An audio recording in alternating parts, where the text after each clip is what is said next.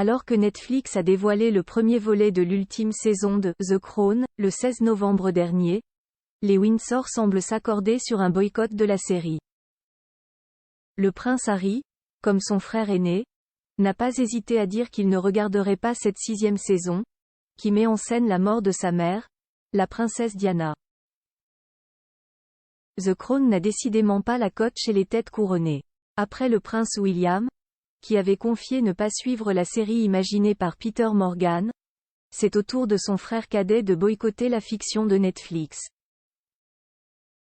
Pourtant, en 2021 et face à James Corden, le duc de Sussex avait émis un avis positif sur le programme. Ils ne prétendent pas raconter la réalité, c'est une fiction. Même si la série est très romancée, elle permet de donner un aperçu de ce à quoi ressemble la vie d'un membre de la famille royale. Cette pression, de faire passer le devoir avant tout le reste.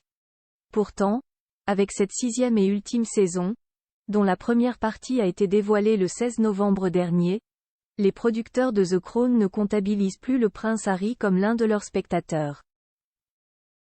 Selon les informations de Page 6, le prince Harry aurait confié à une source proche ne pas vouloir regarder la dernière saison de The Crown. Une décision qui s'explique au regard du contenu de cet ultime volet. Les événements relatés reviennent notamment sur la mort de sa mère, la princesse Diana, qui a perdu la vie dans un accident de voiture dans le tunnel du pont de l'Alma, lors de l'été 1997.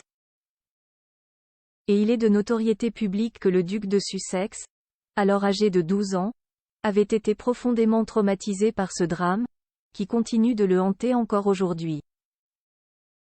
Plus grand que photo, les acteurs de The Crown ressemblent-ils à Kate Middleton, William et Charles? Comment The Crown a-t-elle abordé la mort de Lady Diana? En amont du tournage de la 6e saison de The Crown, des doutes avaient été émis quant à la manière dont les producteurs de la série allaient aborder la mort de Lady Diana. Allait-on voir la fameuse Mercedes noire s'écraser à toute vitesse contre les colonnes du tunnel de l'Alma? Allait-on voir le corps de la princesse de Galles ensanglanté, transporté dans l'ambulance jusqu'à l'hôpital de la Salpêtrière? Rien de tout cela.